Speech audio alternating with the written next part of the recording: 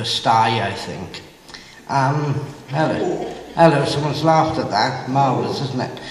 I normally get a table of dead Greeks. It's astonishing. And I nicked that one from Ronnie Scott. That's what he used to say. I'll start by reading a poem I wrote about 2 years ago. I was looking back through some anthologies of Welsh poetry, and there was a line from a piece by the ancient poet Euros Bowen, one of his odes. And the line was, in translation, I think by, I think it was Gwyn Thomas. Probably got that name wrong. Mind isn't very focused, but it was from one of the Faber anthologies of Welsh poetry. And the line was, when crows were happy, when blood gushed, when blood spouted, sort of battle ode. And I wrote this piece. Now is the hour of warring, the time of double bloodshed on the field of double sorrow. Now is the hour of battle raging, it's elemental as that, in the sodden acres of weeping. Now is the hour of the body riven, cruel as flame in the face, even the soul is ripped apart. This next poem is a version of a poem by the Welsh poet Euros Bowen. Euros Bowen was born in 1904 in Treorchy, and trained first of all as a nonconformist minister, but ended up as an Anglican priest up on the shores of Lake Bala. He died in 1988. He won, I think, the crown at the National Eisteddfod and was really a great figure. He's up there with R.S. Thomas, and he's up there with T.S. Eliot. He wrote in Welsh, and sadly is not as well known. But this is my version of one of his poems. The Well. Wind and rain are endless here.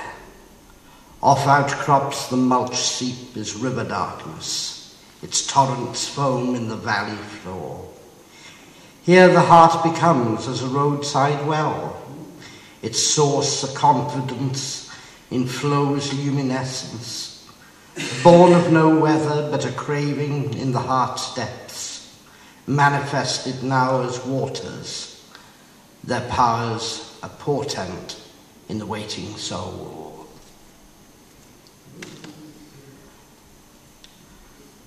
I'm now reliant on technology. I'm trying to make this thing work. A Kindle. It's funny, isn't it, how technology catches up with us. I'm going to try and read this, which is a slightly longer poem. I haven't read it for a while, but at the risk of sounding like Bob Dylan about to do with Last Thoughts on Woody Guthrie, I'll ask you to roll along with this thing here, and we'll see how it goes. It's called Bywaters Row, and some of you may know, if you're from Abertillery, there is the remainder of a street called Bywaters Row, and there's actually a house that's on the end of it. And I was thinking of the wall of that house, and a dream I had when I was a kid that somehow I was flying towards that and I was going to hit the wall. So really, beyond that, it really doesn't have much relevance, but that's where the dream came from. The other thing you need to know is there's a reference to an actor called Roger Tong, and I'm afraid I'm going to say the name of a terrible programme, Crossroads. He was in that, and he played Sandy Richardson, probably one of the first people in a wheelchair, although he wasn't in a wheelchair in real life, I think. And sort of played on my mind as a kid. So there is a reference to Roger Tong and a dream I had where I found later on that a person had had an identical dream to myself about the same person. So other than that, those are the only footnotes I need to give you. Notes are a confession of failure, as Basil Bunting said, perhaps. Bywaters Row. So much held to be remembered.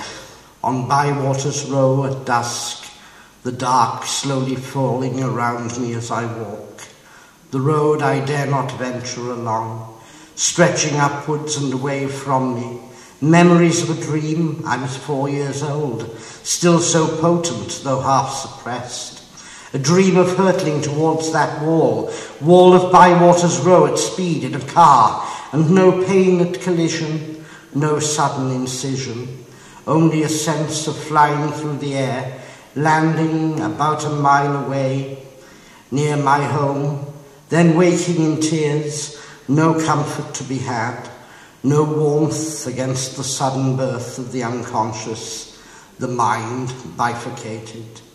The following night, I dreamt of alien flowers growing out of my bedspread and was afraid, unable to interpret the significance and ignorant of the parameters of sleep, of dream, light and dark vying for supremacy. How does it all work? A question even then. Why does it hurt? Chiming in soon afterwards. Spore for the analyst, musician and bard, and I left scribbling hieroglyphs on paper, making a circle, a square, haphazard circle. What did they make of it? My writing so bad not even humiliations could improve it. My drawings a mess. Meanwhile I dreamt of car accidents and disfigured faces and was afraid. Waking in the dark I frightened myself. Clunk, click, every trip. And if you block the junction you will be liable to a penalty. Oh, I was pinched all right. Hands over my ears as I sat in front of the box. My eyes scrunched up, fearing the shattered windscreen, the hushed voice statistics. Not even the soaps were safe. I dreamt of Roger Tong dying on a bed, and nearby a small girl sobbing. Later, I met her in a newsroom. She had the same dream, she said, and feared disfigurements, told me tales of the Burns unit and cried in my arms. Meanwhile, I dreamt of crucifixes and was afraid. Words of the clerisy, so much to learn, abjured all heresy, redemption to earn. Come, Holy Ghost, our souls inspire, enlighten with celestial fire. Or so they said. When the lamp burned over the sacrament, I was elsewhere. My mouth's praise no more than an imagined duty to bad poetry I thought would please others. God in his heaven already insecure, a fairy tale cancer ingrained in the mind, moments before sleep, as the dark comes, needle prepared elsewhere of morphia to calm. It would be all right, they said, but who they were and what they said remains a mystery. Memory of madhouse mushroom soup, the only one that endures, and days in the convent chapel, my eyes red raw, analyst spore too long matured, how to unravel it, by what cognition or gestalt, what bloody bastard behaviorism screams to the heavens, ignite suggestions of straitjackets and things too much to take. While it happened, I dreamt of nothing and was afraid.